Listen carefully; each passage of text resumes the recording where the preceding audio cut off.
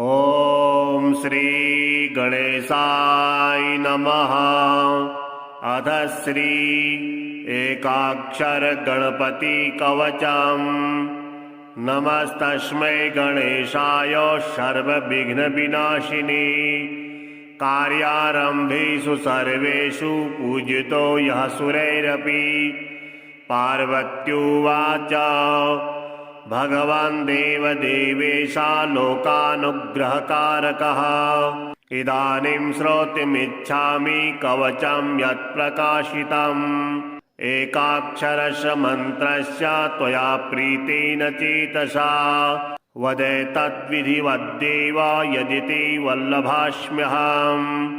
ईश्वर उवाच शृणु देवी प्रवक्ष्यामि नाख्येयमपि ते ध्रुवम्। एकाक्षरस्य मन्त्रस्य कवचं सर्वकामदम्। यस्य स्मरणमात्रेण न विघ्नाः प्रभवन्ति। त्रिकालमेककालं वा ये पठन्ति सदा नराः तेषां क्वापि भयं नास्ति संग्रामे संकटे गिरौ। भूतबेतालरक्षोभिर्ग्रहैश्चापि न बाध्यते। इदं कवचमज्ञात्वा यो जपेत् गणनायकम् न च सिद्धिमवाप्नोति मूढो वर्षशतैरपि। अघोरो मे यथा मन्त्रो मन्त्राणामुत्तमोत्तमः। यथेदं कवचं देवी दुर्लभं भुवि मानवैः। गोपनीयं प्रयत्नेन नाज्येयं यस्य कस्यचित्। तौ प्रेत्या महेशानि कवचं कथ्यते भूतम्। एकाक्षरस्य मन्त्रस्य गणकश्चर्षिरीरितः। त्रिष्टुप्छन्दसो विघ्नेशो देवता प्रकीर्तिता। गं बीजां शक्तिरोङ्कारः सर्वकामार्थसिद्धये। सर्वविघ्नविनाशाय विनियोगस्तु कीर्तितः। गणेशो मे शिरः पातु भालं पातु गजाननः। नेत्रे गणपतिः पातु गजकर्णश्रुतिं मम। कपोलो गणनाथस्तु घ्राणां गन्धर्वपूजितः। मुखं मे सुमुखः पातु चिबुकं गिरिजासुतः। जिह्वां पातु गणक्रीडो दन्तान्नक्षदुर्मुखः। वाचं विनायकः पातु कष्टं पातु महोत्कटः। स्कन्धो पातु गजस्कन्धो बाहु मे विघ्ननाशनः। हस्तौ रक्षतु हेरम्बो वक्षः पातु महाबलः।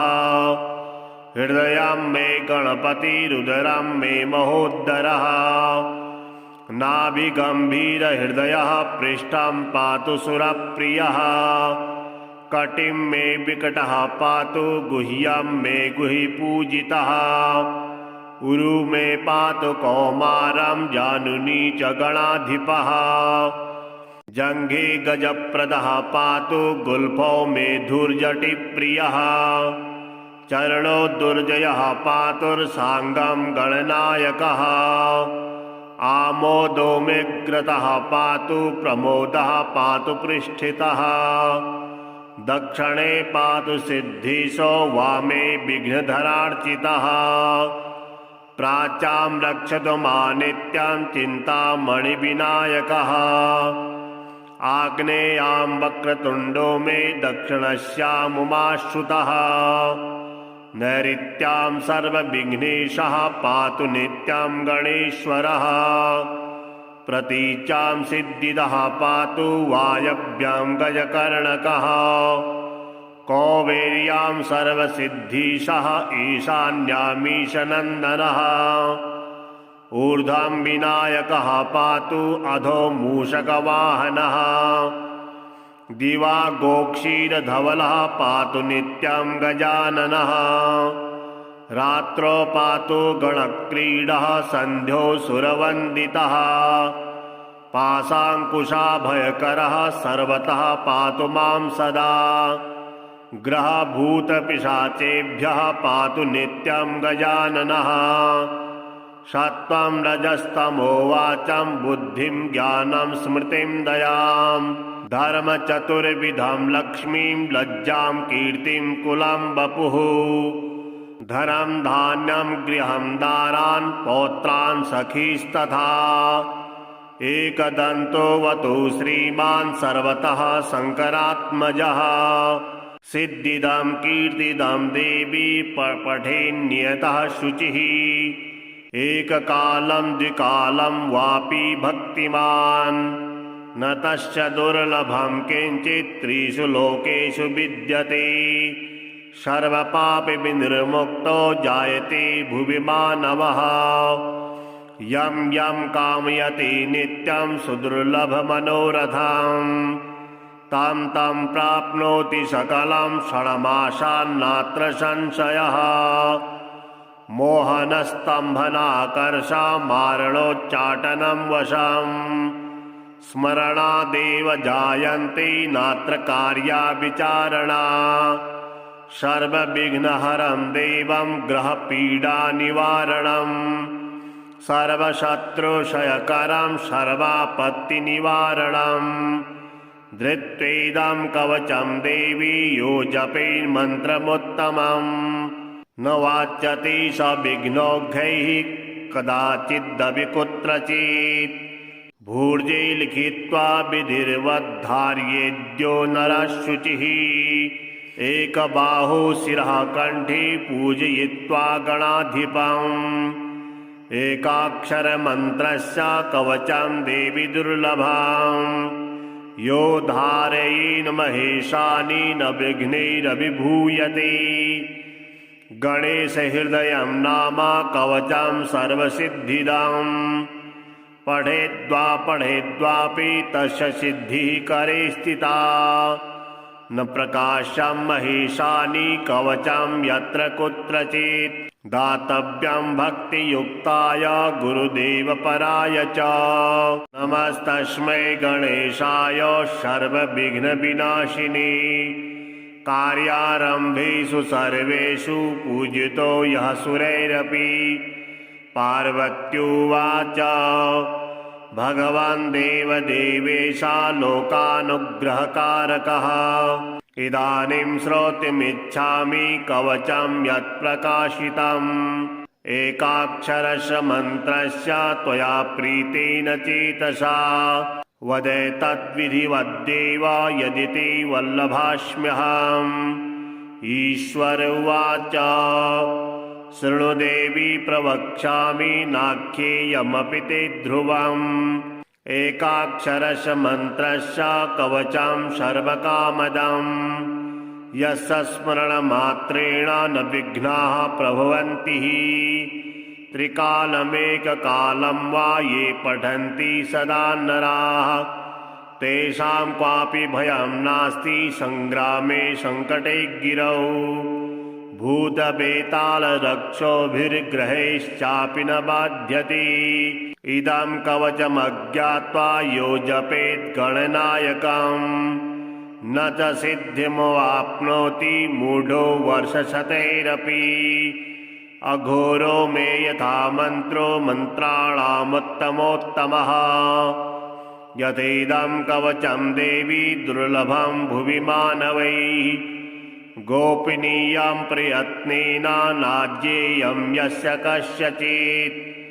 तौ प्रेत्या महेशानि कवचं कथ्यते भूतम् एकाक्षरस्य मन्त्रस्य गणकश्चर्षिरीरितः त्रिष्टुप्छन्दसो विघ्नेशो देवता प्रकीर्तिता गं बीजां शक्तिरोङ्कारः सर्वकामार्थसिद्धये सर्वविघ्नविनाशाय विनियोगस्तु कीर्तितः गणेशो मे शिरः पातु भालं पातु गजाननः नेत्रे गणपतिः पातु गजकर्णश्रुतिं मम कपोलो गणनाथस्तु घ्राणां गन्धर्वपूजितः मुखं मे सुमुखः पातु चिबुकं गिरिजासुतः जिह्वां पातु गणक्रीडो दन्तान्नक्षदुर्मुखः वाचं विनायकः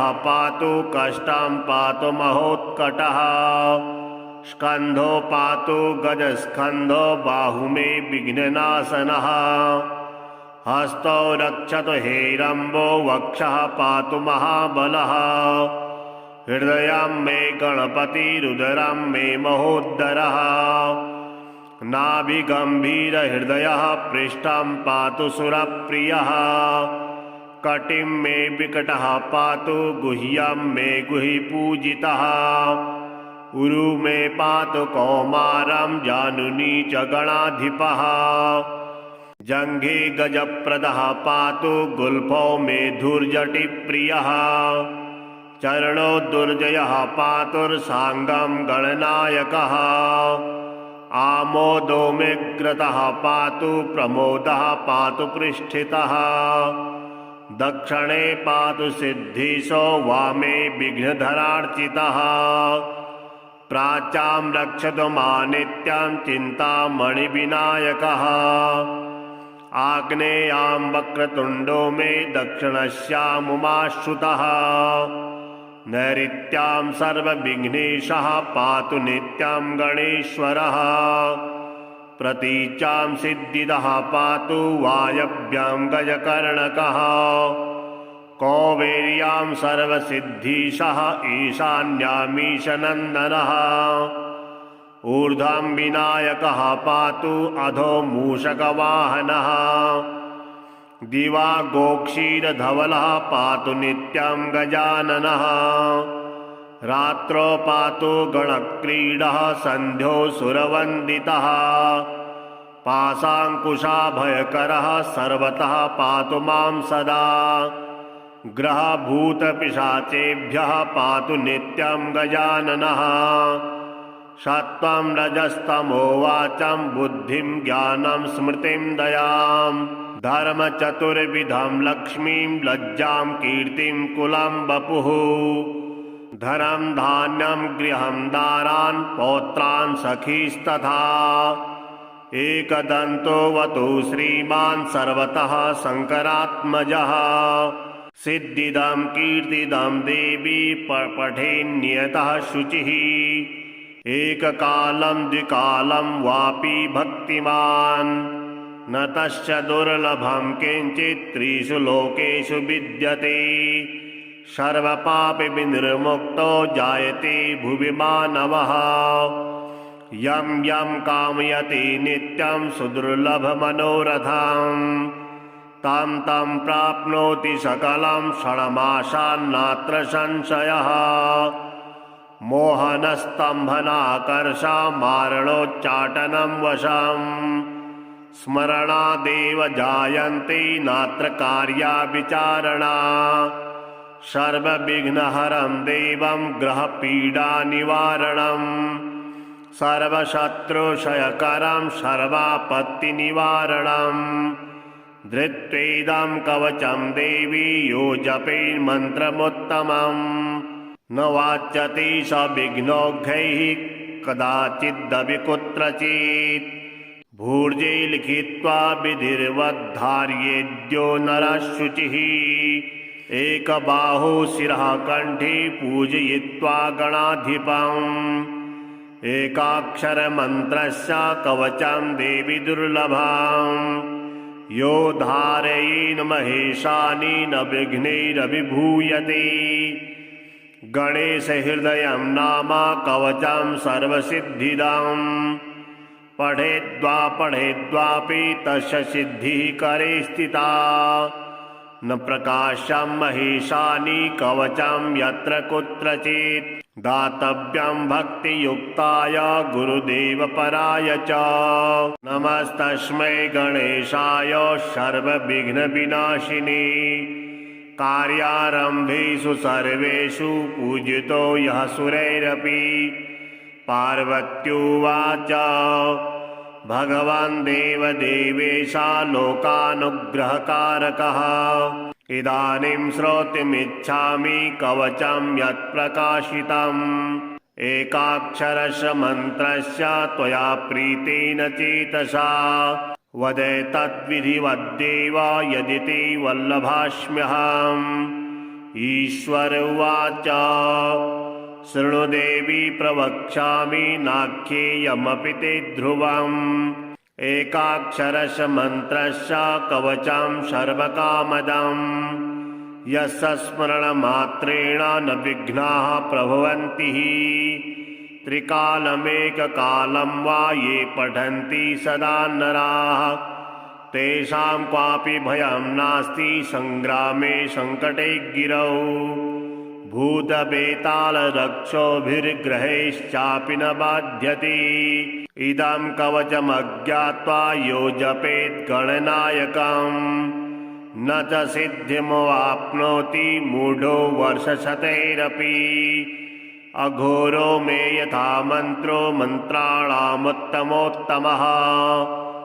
यथेदं कवचं देवी दुर्लभं भुवि मानवैः। गोपनीयं प्रयत्नेन नाज्येयं यस्य कस्यचित्। तौ प्रेत्या महेशानि कवचं कथ्यते भूतम्। एकाक्षरस्य मन्त्रस्य गणकश्चर्षिरीरितः।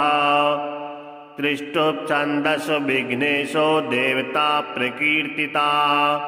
गं बीजं शक्तिरोङ्कारः सर्वकामार्थसिद्धये। सर्वविघ्नविनाशाय विनियोगस्तु कीर्तितः। गणेशो मे शिरः पातु भालं पातु गजाननः। नेत्रे गणपतिः पातु गजकर्णश्रुतिं मम। कपोलो गणनाथस्तु घ्राणं गन्धर्वपूजितः। मुखं मे सुमुखः पातु चिबुकं गिरिजासुतः। जिह्वां पातु गणक्रीडो दन्तान्नक्षदुर्मुखः। वाचं विनायकः पातु कष्टं पातु महोत्कटः। स्कन्धो पातु गजस्कन्धो बाहु मे विघ्ननाशनः। हस्तौ रक्षतु हेरम्बो वक्षः पातु महाबलः। हृदयं मे गणपतिरुदरं मे महोदरः। नाभिगम्भीरहृदयः पृष्ठं पातु सुरप्रियः। कटिं मे विकटः पातु गुह्यं मे गुहिपूजितः। उरु मे पातु कौमारं जानुनी च गणाधिपः। जङ्घे गजप्रदः पातु गुल्फो मे धूर्जटिप्रियः। चरणो दुर्जयः पातुर्साङ्गं गणनायकः। आमोदो मेऽग्रतः पातु प्रमोदः पातु पृष्ठितः। दक्षिणे पातु सिद्धीशो वामे विघ्नधरार्चितः। प्राच्यां रक्षतु मानित्यं चिन्तामणिविनायकः। आग्नेयां वक्रतुण्डो मे दक्षिणस्यामुमाश्रुतः। नैऋत्यां सर्वविघ्नेशः पातु नित्यं गणेश्वरः। प्रतीच्यां सिद्धिदः पातु वायव्यां गजकर्णकः। कौवेर्यां सर्वसिद्धीशः ईशान्यामीशनन्दनः। ऊर्ध्वं विनायकः पातु अधो मूषकवाहनः। दिवा गोक्षीरधवलः पातु नित्यं गजाननः। रात्रौ पातु गणक्रीडः सन्ध्यो सुरवन्दितः। पाशाङ्कुशाभयकरः सर्वतः पातु मां सदा। ग्रहभूतपिशाचेभ्यः पातु नित्यं गजाननः। सत्त्वं रजस्तमो वाचं बुद्धिं ज्ञानं स्मृतिं दयां। धर्मचतुर्विधं लक्ष्मीं लज्जां कीर्तिं कुलं वपुः। धनं धान्यं गृहं दारान् पौत्रान् सखीस्तथा। एकदन्तो वतु श्रीमान् सर्वतः शङ्करात्मजः। सिद्धिदं कीर्तिदं देवी पठेन्नियतः शुचिः। एककालं द्विकालं वापि भक्तिमान्। न तस्य दुर्लभं किञ्चित् त्रिषु लोकेषु विद्यते। सर्वपापविनिर्मुक्तो जायते भुवि मानवः। यं यं कामयते नित्यं सुदुर्लभमनोरथं तं तं प्राप्नोति सकलं क्षणमाशान्नात्र संशयः। मोहनस्तम्भनाकर्षमारणोच्चाटनं वशम् स्मरणादेव जायन्ते नात्र कार्या विचारणा। सर्वविघ्नहरं देवं ग्रहपीडानिवारणं सर्वशत्रुक्षयकरं सर्वापत्तिनिवारणं धृत्वेदं कवचं देवी यो जपेन्मन्त्रमुत्तमम् न वाच्यते स विघ्नौघैः कदाचिदपि कुत्रचित् भूर्जे लिखित्वा विधिर्वद्धार्येद्यो नरः शुचिः एकबाहु शिरः कण्ठे पूजयित्वा गणाधिपम् एकाक्षरमन्त्रस्य कवचं देवी दुर्लभम् यो धारयेन् महेशानि न विघ्नैरभिभूयते गणेशहृदयं नाम कवचं सर्वसिद्धिदम् पठेद्वापि तस्य सिद्धिः करे स्थिता न प्रकाशं महेशानि कवचं यत्र कुत्रचित्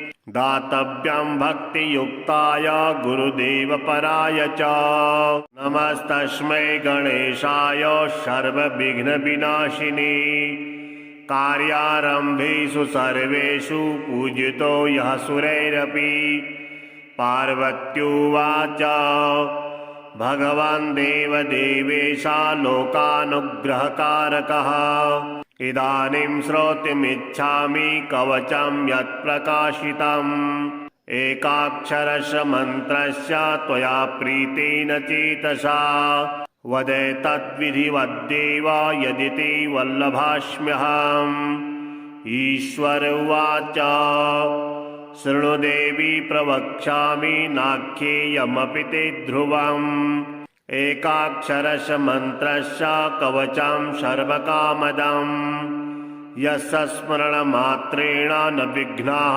प्रभवन्ति त्रिकालमेककालं वा ये पठन्ति सदा नराः तेषां क्वापि भयं नास्ति संग्रामे संकटे गिरौ भूतवेतालरक्षोभिर्ग्रहैश्चापि न बाध्यते इदं कवचमज्ञात्वा यो जपेत् गणनायकम् न च सिद्धिमवाप्नोति मूढो वर्षशतैरपि अघोरो मे यथा मन्त्रो मन्त्राणामुत्तमोत्तमः यथेदं कवचं देवी दुर्लभं भुवि मानवैः गोपनीयं प्रयत्नेन नाज्येयं यस्य कस्यचित् तौ प्रेत्या महेशानि कवचं कथ्यते भूतम् एकाक्षरस्य मन्त्रस्य गणकश्चर्षिरीरितः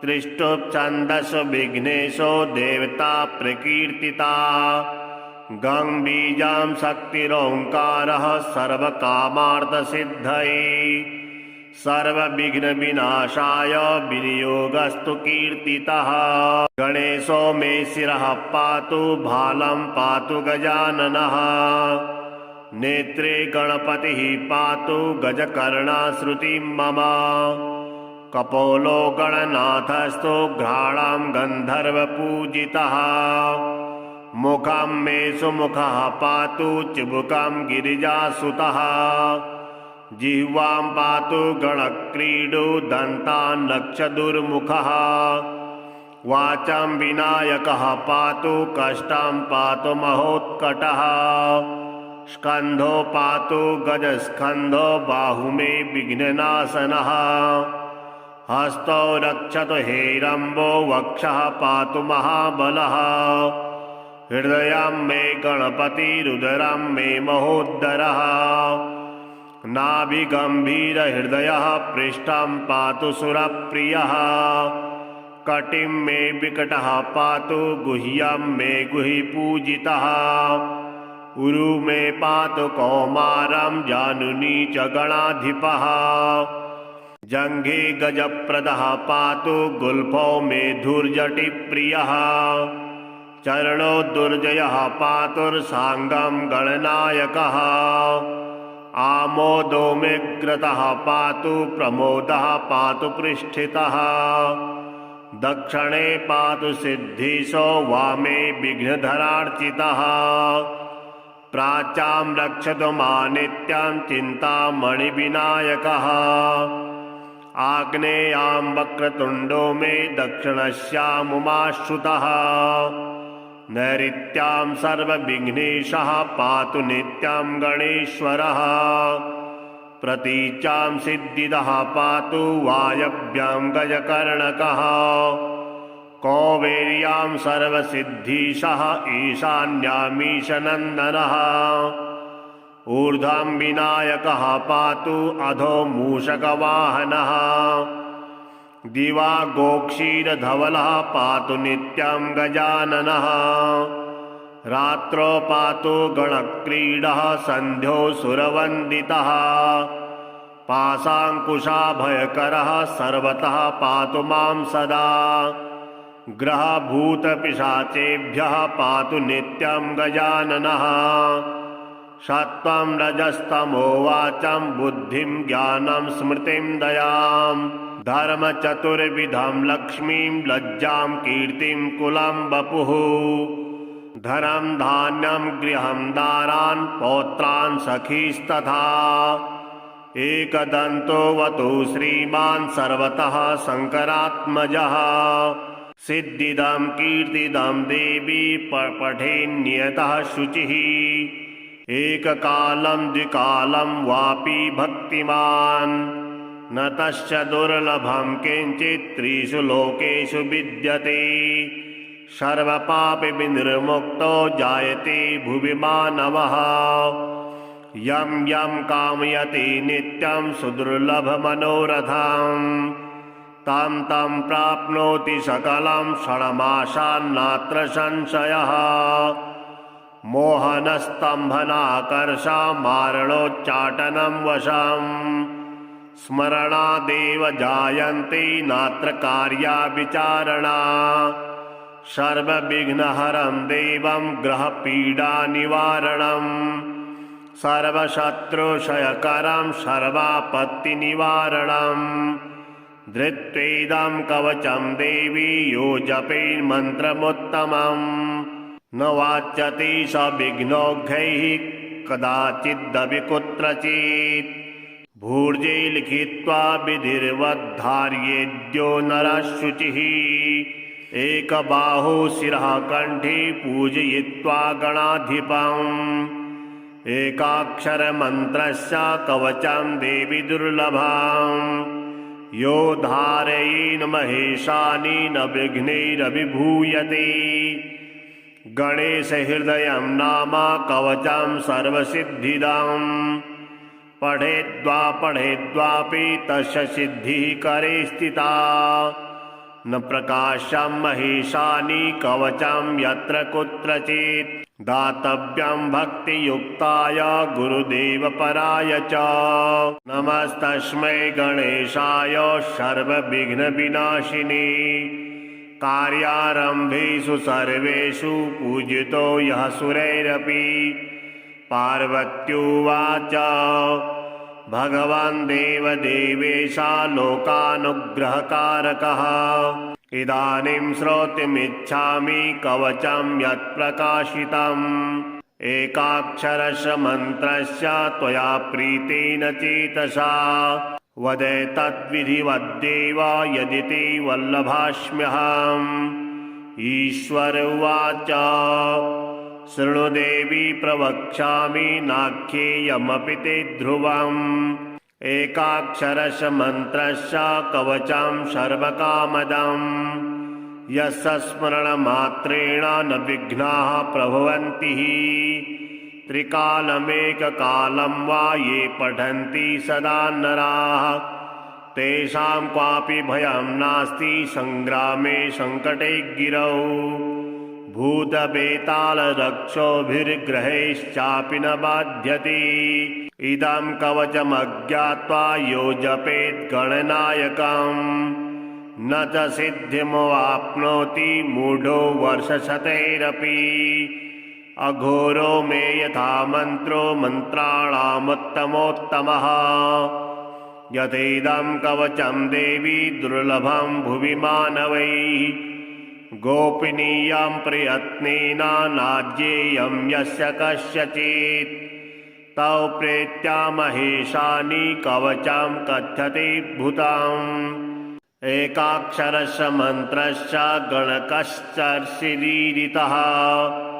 त्रिष्टुप्छन्दसो विघ्नेशो देवता प्रकीर्तिता गं बीजां शक्तिरोङ्कारः सर्वकामार्थसिद्धये सर्वविघ्नविनाशाय विनियोगस्तु कीर्तितः गणेशो मे शिरः पातु भालं पातु गजाननः नेत्रे गणपतिः पातु गजकर्णश्रुतिं मम कपोलो गणनाथस्तु घ्राणां गन्धर्वपूजितः मुखं मे सुमुखः पातु चिबुकं गिरिजासुतः जिह्वां पातु गणक्रीडो दन्तान्नक्षदुर्मुखः वाचं विनायकः पातु कष्टं पातु महोत्कटः स्कन्धो पातु गजस्कन्धो बाहु मे विघ्ननाशनः हस्तौ रक्षतु हेरम्बो वक्षः पातु महाबलः हृदयं मे गणपतिरुदरं मे महोदरः नाभिगम्भीरहृदयः पृष्ठं पातु सुरप्रियः कटिं मे विकटः पातु गुह्यं मे गुहिपूजितः उरु मे पातु कौमारं जानुनी च गणाधिपः जङ्घे गजप्रदः पातु गुल्फो मे धूर्जटिप्रियः चरणो दुर्जयः पातुर्साङ्गं गणनायकः आमोदो मेऽग्रतः पातु प्रमोदः पातु पृष्ठितः दक्षिणे पातु सिद्धीशो वामे विघ्नधरार्चितः प्राच्यां रक्षतु मानित्यं चिन्तामणिविनायकः आग्नेयां वक्रतुण्डो मे दक्षिणस्यामुमाश्रुतः नैऋत्यां सर्वविघ्नेशः पातु नित्यं गणेश्वरः प्रतीचां सिद्धिदः पातु वायव्यां गजकर्णकः कौवेर्यां सर्वसिद्धीशः ईशान्यामीशनन्दनः ऊर्ध्वं विनायकः पातु अधो मूषकवाहनः दिवा गोक्षीरधवलः पातु नित्यं गजाननः रात्रौ पातु गणक्रीडः सन्ध्यो सुरवन्दितः पाशाङ्कुशाभयकरः सर्वतः पातु मां सदा ग्रहभूतपिशाचेभ्यः पातु नित्यं गजाननः सत्त्वं रजस्तमो वाचं बुद्धिं ज्ञानं स्मृतिं दयां धर्मचतुर्विधं लक्ष्मीं लज्जां कीर्तिं कुलं वपुः धनं धान्यं गृहं दारान् पौत्रान् सखीस्तथा एकदन्तो वतु श्रीमान् सर्वतः शङ्करात्मजः सिद्धिदं कीर्तिदं देवी पठेन्नियतः शुचिः एककालं द्विकालं वापि भक्तिमान् न तस्य दुर्लभं किञ्चित् त्रिषु लोकेषु विद्यते सर्वपापविनिर्मुक्तो जायते भुवि मानवः यं यं कामयते नित्यं सुदुर्लभमनोरथं तं तं प्राप्नोति सकलं षण्मासान्नात्र संशयः मोहनस्तम्भनाकर्षमारणोच्चाटनं वशम् स्मरणादेव जायन्ते नात्र कार्या विचारणा सर्वविघ्नहरं देवं ग्रहपीडानिवारणम्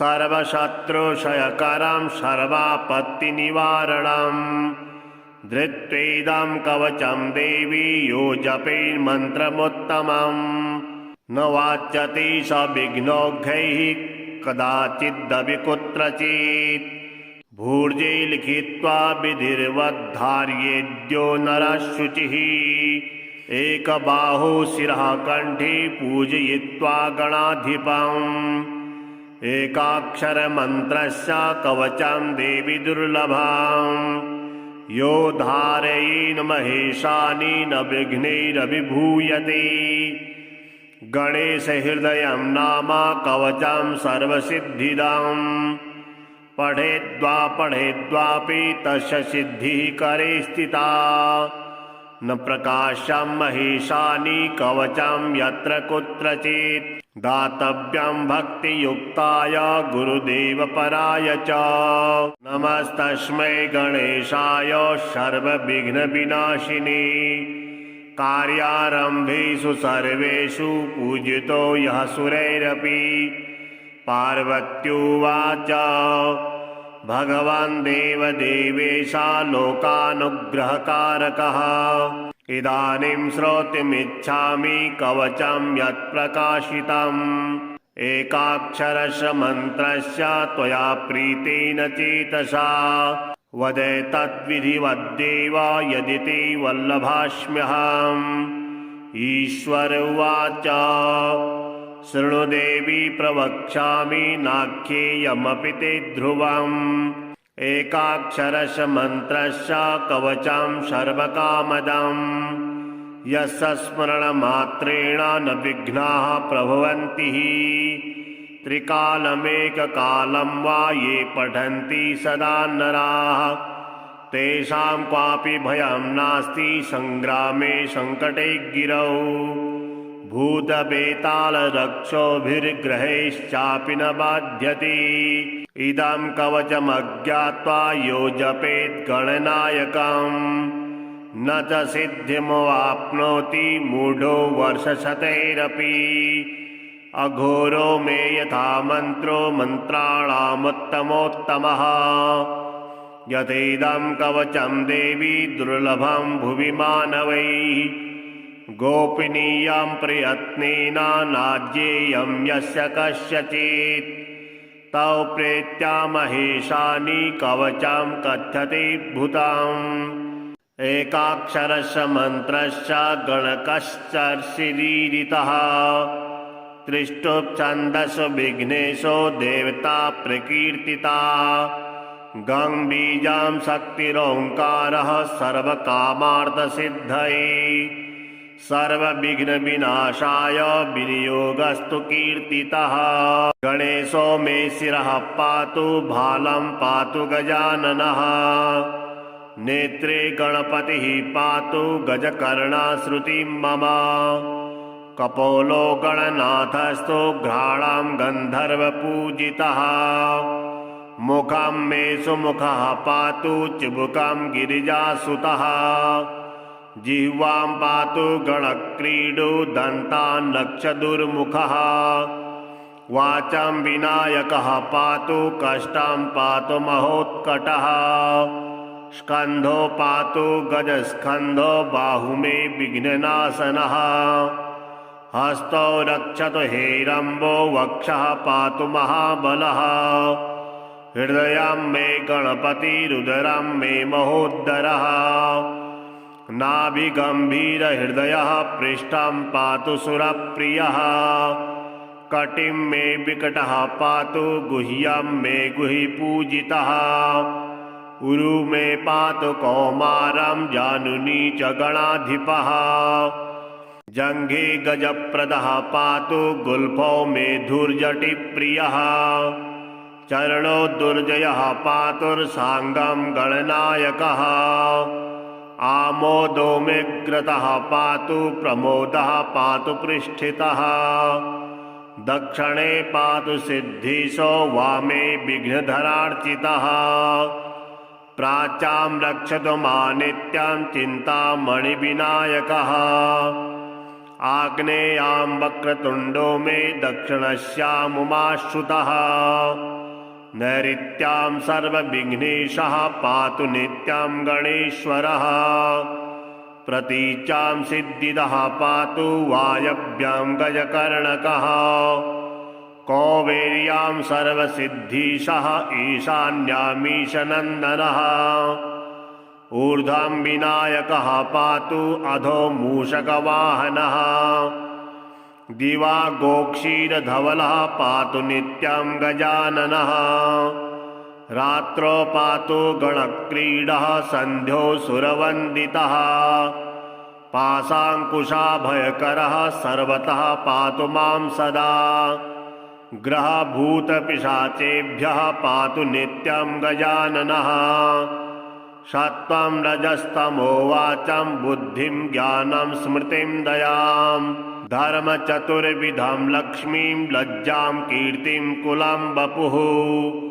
धनं धान्यं गृहं दारान् पौत्रान् सखीस्तथा एकदन्तो वतु श्रीमान् सर्वतः शङ्करात्मजः सिद्धिदं कीर्तिदं देवी पठेन्नियतः शुचिः एककालं द्विकालं वापि भक्तिमान् न तस्य दुर्लभं किञ्चित् त्रिषु लोकेषु विद्यते सर्वपापविनिर्मुक्तो जायते भुवि मानवः यं यं कामयते नित्यं सुदुर्लभमनोरथं तं तं प्राप्नोति सकलं षण्मासान्नात्र संशयः मोहनस्तम्भनाकर्षमारणोच्चाटनं वशं स्मरणादेव जायन्ते नात्र कार्या विचारणा सर्वविघ्नहरं देवं ग्रहपीडानिवारणं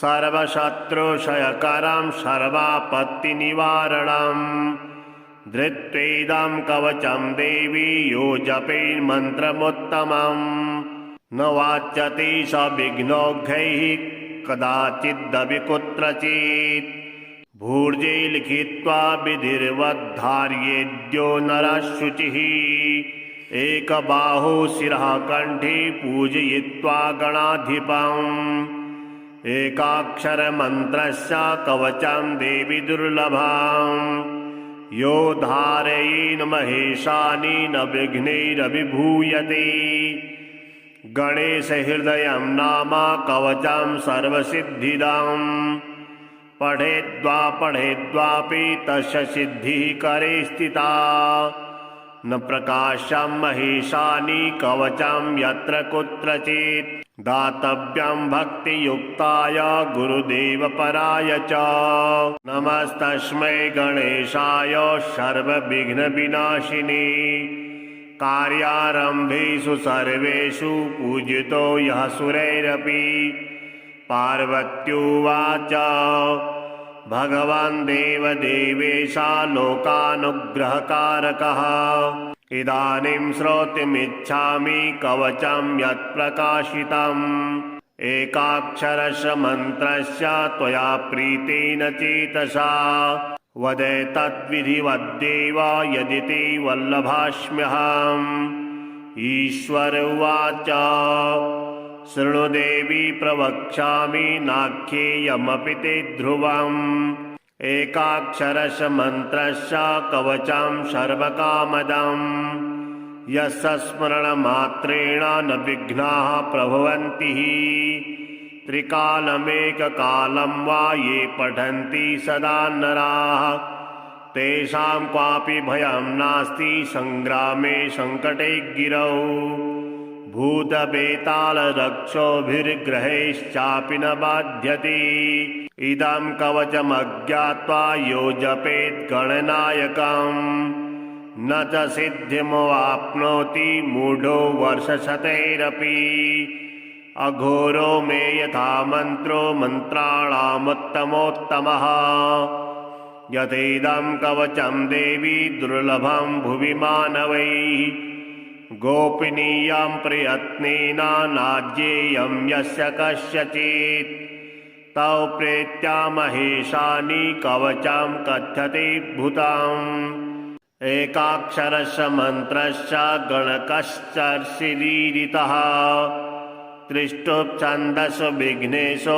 देवता प्रकीर्तिता गं बीजां शक्तिरोङ्कारः सर्वकामार्थसिद्धये सर्वविघ्नविनाशाय विनियोगस्तु कीर्तितः गणेशो मे शिरः पातु भालं पातु गजाननः नेत्रे गणपतिः पातु गजकर्णश्रुतिं मम कपोलो गणनाथस्तु घ्राणां गन्धर्वपूजितः मुखं मे सुमुखः पातु चिबुकं गिरिजासुतः जिह्वां पातु गणक्रीडो दन्तान् नक्षदुर्मुखः वाचं विनायकः पातु कष्टं पातु महोत्कटः स्कन्धो पातु गजस्कन्धो बाहु मे विघ्ननाशनः हस्तौ रक्षतु हेरम्बो वक्षः पातु महाबलः हृदयं मे गणपतिरुदरं मे महोदरः नाभिगम्भीरहृदयः पृष्ठं पातु सुरप्रियः कटिं मे विकटः पातु गुह्यं मे गुहिपूजितः उरु मे पातु कौमारं जानुनी च गणाधिपः जङ्घे गजप्रदः पातु गुल्फो मे धूर्जटिप्रियः चरणो दुर्जयः पातुर्साङ्गं गणनायकः आमोदो मेऽग्रतः पातु प्रमोदः पातु पृष्ठितः दक्षिणे पातु सिद्धीशो वामे विघ्नधरार्चितः प्राच्यां रक्षतु मानित्यं चिन्तामणिविनायकः आग्नेयां वक्रतुण्डो मे दक्षिणस्यामुमाश्रुतः नैऋत्यां सर्वविघ्नेशः पातु नित्यं गणेश्वरः प्रतीच्यां सिद्धिदः पातु वायव्यां गजकर्णकः कौबेर्यां सर्वसिद्धीशः ईशान्यामीशनन्दनः ऊर्ध्वं विनायकः पातु अधो मूषकवाहनः दिवा गोक्षीरधवलः पातु नित्यं गजाननः रात्रौ पातु गणक्रीडः सन्ध्यो सुरवन्दितः पाशाङ्कुशाभयकरः सर्वतः पातु मां सदा ग्रहभूतपिशाचेभ्यः पातु नित्यं गजाननः सत्त्वं रजस्तमो वाचं बुद्धिं ज्ञानं स्मृतिं दयां धर्मचतुर्विधं लक्ष्मीं लज्जां कीर्तिं कुलं वपुः